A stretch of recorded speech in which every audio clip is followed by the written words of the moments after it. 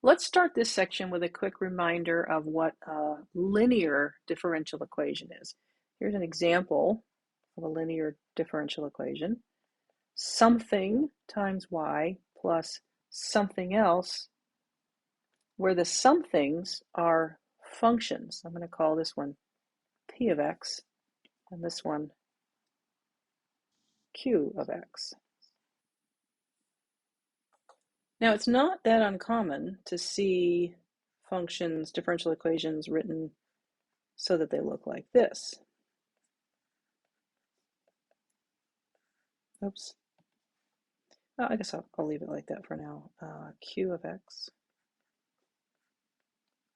y, plus, I guess I'll call it g, why not? Now, with a little algebra, I can turn this into something that looks an awful lot like the one we started with.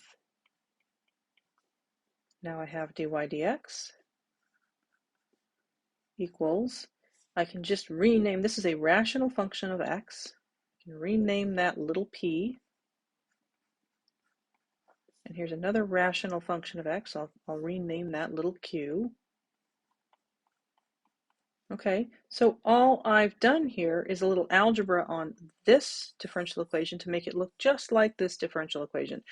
Whatever this function is made up of the ratio of two other functions, and I've just called it something else. You might call them a and b of x. You might call them r and s of x. I don't know. It doesn't really matter. The point is that I can take something that looks like this and turn it into something that looks like this function up here at the top. These are actually the same. And I've got this from this one by dividing through by p of x and then just renaming that ratio of functions little p. Renaming this ratio functions little q. Something else I can do with a little algebra is subtract the term p of x times y from both sides. And that gives me dy dx minus p of xy equals q of x. And that's handy. That will become handy in a little while. Something to notice here, for my own benefit, I'm going to change this to a plus. And I can do that because remember, I named p of x to start with, right? I called q of x, big Q of x over big P of x, little p of x. And so when I name it, I could call it negative p of x, and then I have to add it to both sides.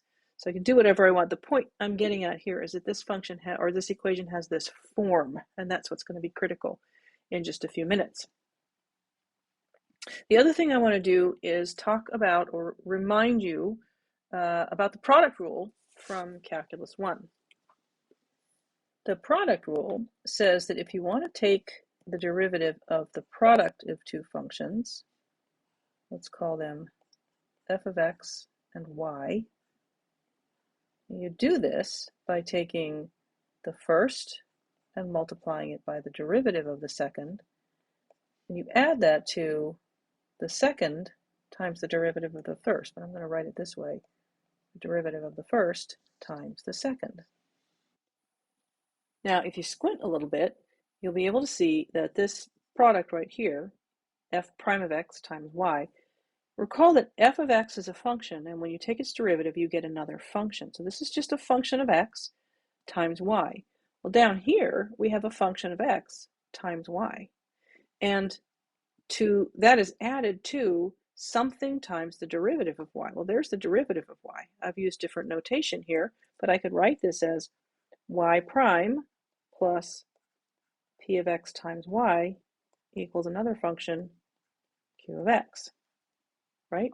So I've got a very similar format here as I do here. On the right-hand side of this equation almost matches the left-hand side of this equation. So if I could figure out how to make p the derivative of a function and make the function, come up with a function to put in front of y prime, like f of x here, so that p is the derivative of this function, when I put it here, then I would have, on the left-hand side here, I would have the product rule. And so I could say that my right-hand side we could say was equal to the derivative of the product of p of x and y, which is exactly what we have up here. But we're not there yet. It's almost right. We have a function which might be a derivative times y, function that's a derivative times y. And then in the other term, we have a y prime, but it's multiplied by some function f. But that function f has to have a derivative that is equal to p in order for this to be true. So this isn't quite true yet. The question we want to ask ourselves now, though, is could we come up with such a function? And if so, what should we do with it? And the answer is that we could multiply everything through by something so that u of x times y prime plus u of x times p of x times y equals u of x times g of x. Well, u of x times g of x, that we just have to do that because we're multiplying through by a function. But now notice that what I have here is a function times the derivative of y. Well, that's what I have here, function times the derivative of y. And I have a y here, which is what I want. So that means that u of x times whatever function is in this position here, p of x, we want to equal u prime of x.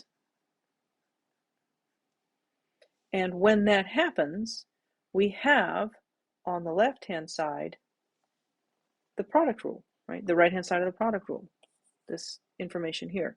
That means that I'm taking the product not of some function p.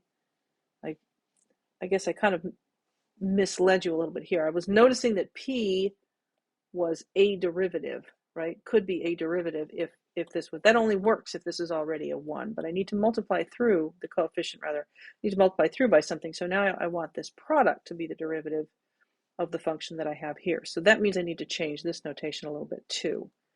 That's going to be the function u of x times y. So when I take the product of u of x and y of x and I take its derivative, I end up with this. If I can make this happen, then when I integrate the right-hand side, I'm just going to get the integral of a derivative, which is whatever's in here. So to do that, we need to make this statement true for some functions u and p. Well, u prime rather, can be written as the derivative of u with respect to x. And on this side, I have u of x, p of x. Let's cordon this off. And I'm going to take this up here and I'll rewrite it. I'll write it this way, du dx equals u of x. I'll just write it as u times p. They're both functions of x. Well, I can solve this using separable differential equations, using the technique for separable differential equations. I just need to multiply both sides by dx, which will give me du equals u times p times dx. And then divide by u. So I have du over u, or 1 over u du, if you prefer, is equal to p dx. That looks a little weird, right? Because the variables don't match. Well, they do. This is a function of x. Its variable is x. So when I integrate this, I'll be integrating it with respect to x. So that does actually work. I'm going to erase this because it's a little redundant. And then when I integrate both sides, got the wrong color pen going here. When I integrate both sides, this side I'm integrating with respect to u, that works. With this side I'm integrating with respect to x because this is a function of x, that works. I get the natural log of u equals, the problem is I don't know what p of x is, right? It's a function. I'm just going to expand a little bit here.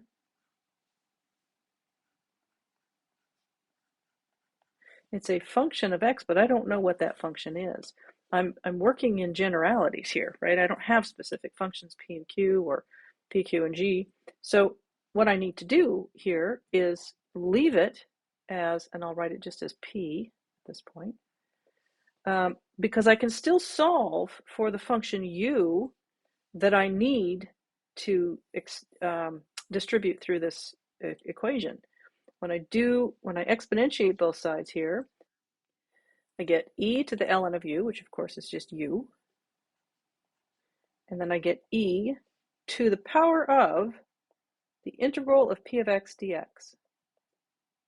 Well, as I mentioned I can't remember where I mentioned it now. I only need one function. This, the absolute value view is this thing here, then if I remove the absolute value bars, I end up with u equals plus or minus e to the integral of p dx, right? But we don't care. We only need one function u that will work for us in this context. So we don't care about the plus or minus. So in essence, I don't care about the absolute value bars. And so now what I have is a function u of x,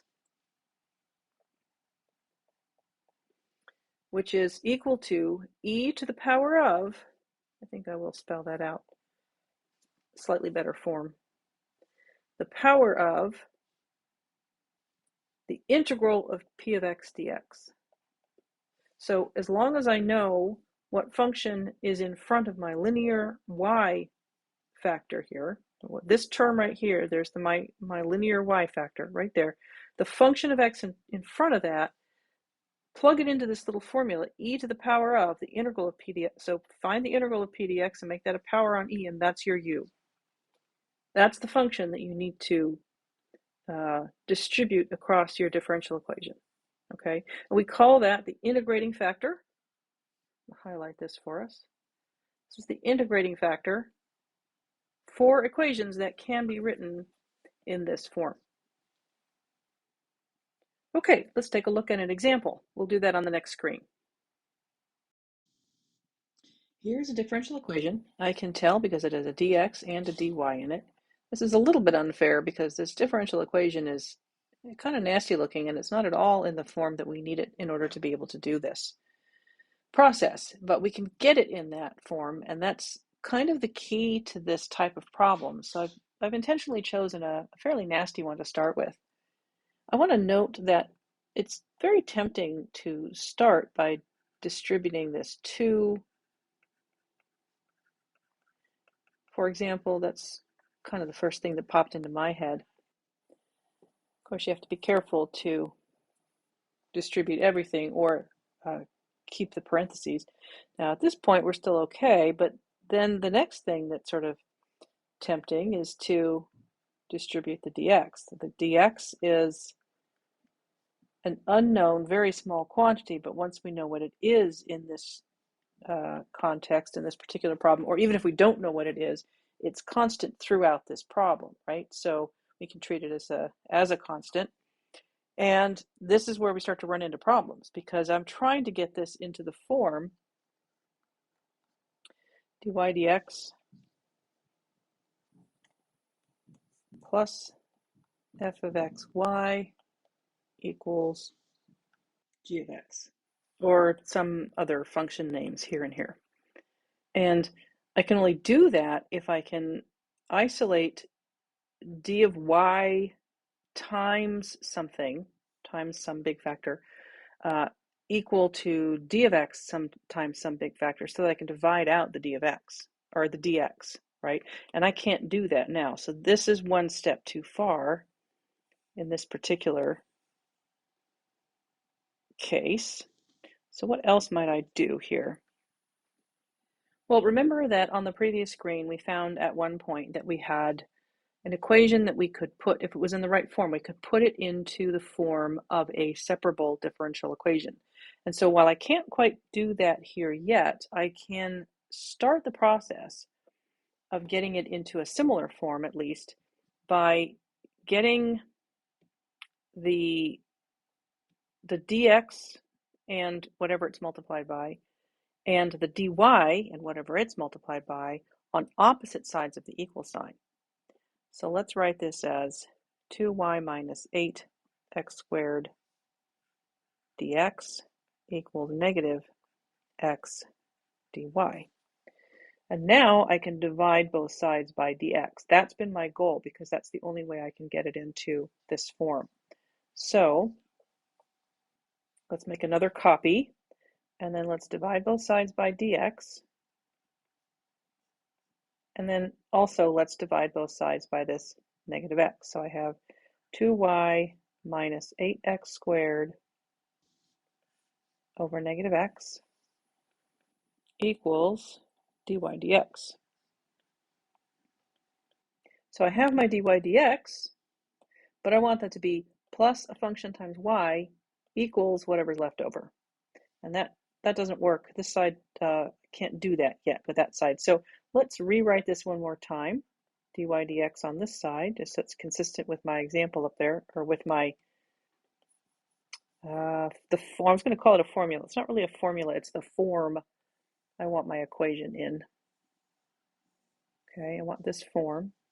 So I have dy dx equals 2y minus 8x squared all over negative x, but I'm going to split that fraction up into two separate terms. I have a function times y and a function here, so I'm going to write my function times y is going to be negative 2y over x, which I could write as negative 2 over x times y. That's my function of x times y.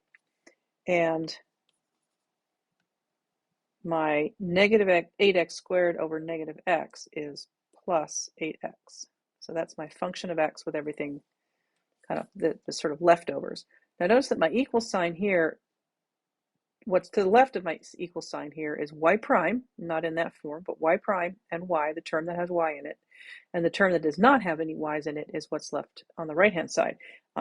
In this problem, I don't have that y term on the left-hand side, but I can get it there easily enough just by adding 2y over x to both sides. So actually, I'll write this as dy dx plus 2 over x y, so that it has that right form, and then that equals 8x. So now this is in the form that I need it to be in order to find the integrating factor. I'm going to do this problem the long way first, and then show you how the integrating factor works. Everything's in place. We have in this equation dy dx plus a function of x times y equals another function of x. Dy dx plus a function of x times y equals another function of x. So everything's there. And remember that what we're trying to accomplish here is a rewriting of this differential equation. I'm going to rewrite it but leave some space. We're looking for a function u of x that when we distribute it through, or when we distribute it across this equation here, we get something that looks like this. But what that ultimately needs to look like is u y prime, this is dy dx is just y prime, plus u prime y equals, in this case, u of x times 8x. Well, with it in this form, now I see I have a u here and a y prime there, and I have a u here times a function here. But although this is my y, let me use a highlighter, what's in front of y here is what I need is that for it to be u prime. And what I have here is a function u of x times 2 over x, which I need to be equal to u prime. Well, u prime, if I write it a little differently, is du dx. And then I can separate those variables, right?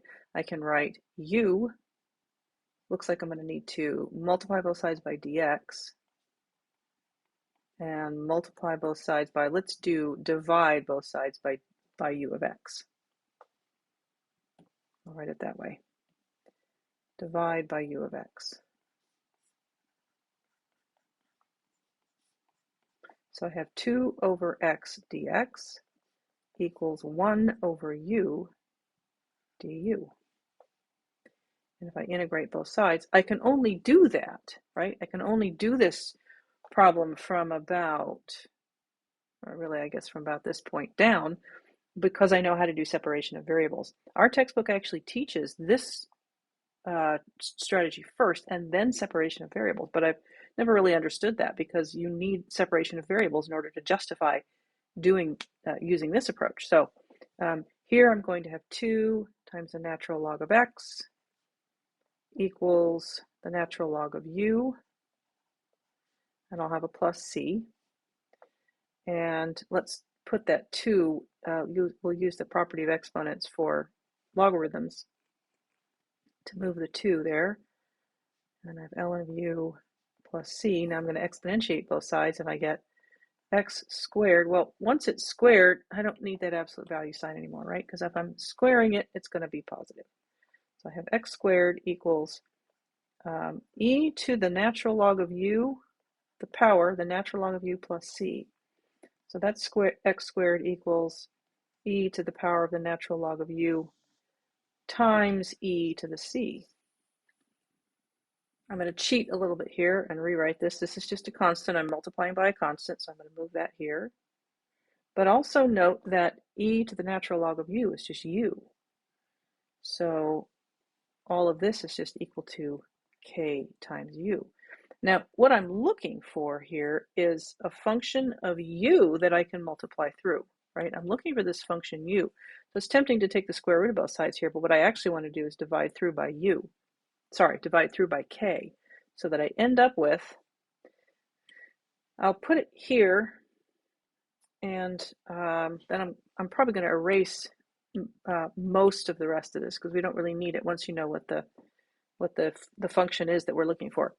The function is u, which means that u is equal to x squared over k. So here's my function u of x that I'm going to use to multiply through so that I have it this thing in the right form. But again, I don't need all of them. I just need one. So I'm actually just going to take u of x equals x squared.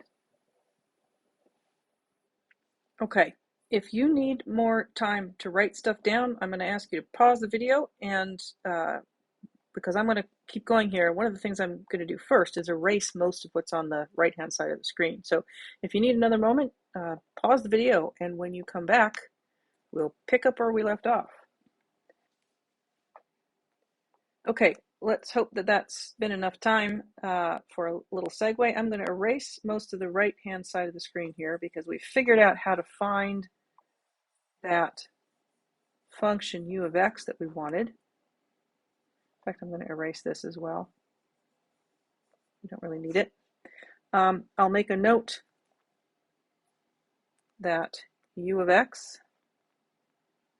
is x squared. Then I'll erase this as well. And then let's go ahead and apply that.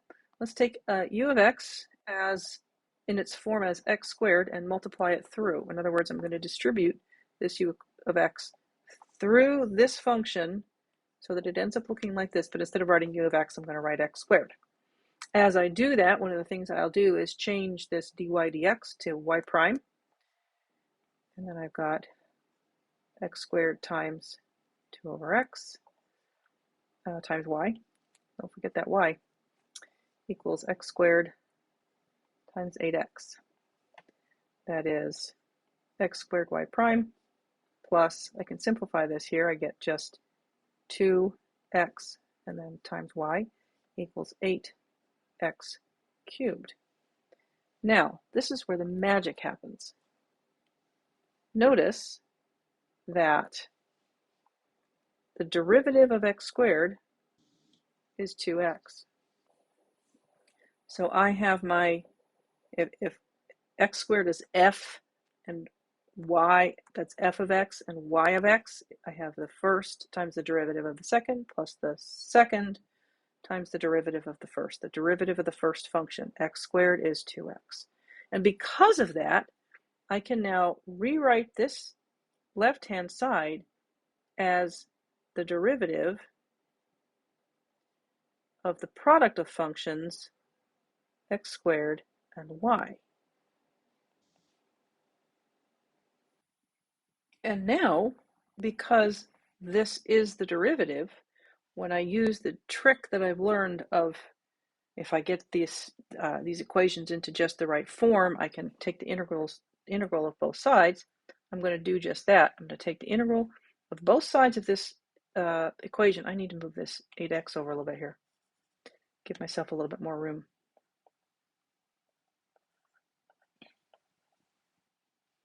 Then when I take the integral of both sides, in this case, I need to do so.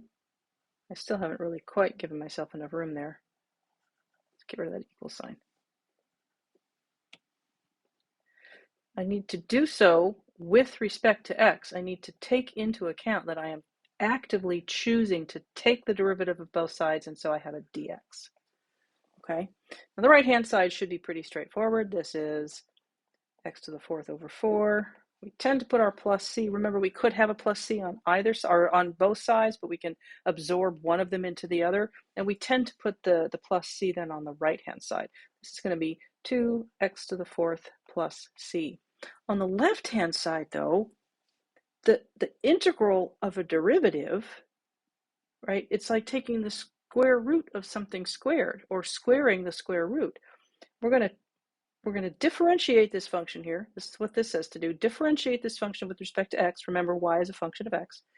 Differentiate this function with respect to x, and then find its antiderivative. Well, guess what that's going to be? It's going to be x squared y. It's going to be x squared y plus c, but we're going to assume that that plus c gets absorbed into this one. Okay, so we have x squared y plus c, x squared y equals 2x to the fourth plus c. And this is the family, the general solution to the differential equation that we started with. Let me see if I can even find that. Here it is, way up here. It's all the way up here.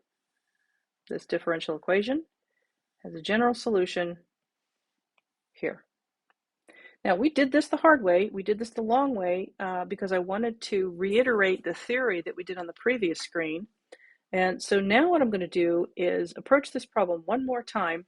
I don't need to do it all the way from the beginning. You know, if I take the problem in this form right here, I've already done this work. This work is necessary, whether you proceed from here by doing it this way or by using the integrating factor. You do still need to be able to get to this step. So because I'm doing the same problem twice, I'm not going to redo this work. I'm just going to take this problem, or this form of the differential equation, and I'll show you what is essentially the shortcut of finding the integrating factor. So look for this problem on the next screen, and we'll be using the integrating factor x squared, but I'll show you how to find it from the original or the differential equation in this form. Okay, on this screen I have our original differential equation, from which we did quite a lot of work to get to the same differential equation but in a very different form. One of the things we had to make sure of was that our coefficient function here was 1, right? There's nothing in front of the dy dx. But having done quite a bit of algebra to get this in this form, once it's in this form, we can take this function right here, that's our p of x, and plug it in, if you will, to this little formula right here. So let's do that. In this case, u of x is going to be equal to e to the power of the integral of 2 over x dx, which is e to the power of 2 times the natural log of x plus c, which is equal to e to the natural log of x squared times e to the c, and that of course is equal to x squared times a constant, but we don't care about the constant, and we don't care about the absolute value bars. So this is my integrating factor. That's my u of x. U of x equals x squared. Your textbook, by the way, or suppose you may not be in my class, so I should say that some textbooks use different letters for this sort of generic function, u of x. I've seen v of x. I've seen mu of x. The textbook I'm currently teaching from uses the Greek letter mu for its function name. You can use, of course, whatever you like. I tend to use u. I'm not sure why. Probably because that's how I learned it. But now I have this function, this x squared, and all I need to do is rewrite my differential equation as xy prime plus 2 over x squared y prime plus x squared times 2 over x y equals x squared times 8x. Don't forget that y. That's something I forgot a lot as an undergraduate student. I'd leave that out and couldn't figure out why my equations wouldn't work out. Simplifying. I've done this part before. I'm just going to run through it again very quickly. Simplifying, I get 2xy equals 8x cubed. And now I have here the derivative of the function x squared times y, because the derivative of this function is x squared times the derivative of y plus the derivative of x squared, well, that's 2x, times y. And that's equal to, again, leaving myself more room, that's equal to 8x cubed. And now I'm going to choose to integrate both sides. And I'm not going to finish this here because this is exactly the same problem as we did on the previous screen. I wanted you to see how we come up with this integrating factor. I showed you in a very general sense on the first screen of this video. I showed you how to do it, how to find it using the theory rather, on the second screen. And here on the third screen, I'm showing you how to use that generalized result that we found on the first screen to find the integrating factor much more quickly. But the reason we can do this is because of the stuff we did on the first screen. So that is called, at least in our current textbook, that is called the method of integrating factors. This is the integrating factor here, and once you find it using this formula, you just distribute it through your differential equation. But remember, your differential equation has to be in this form.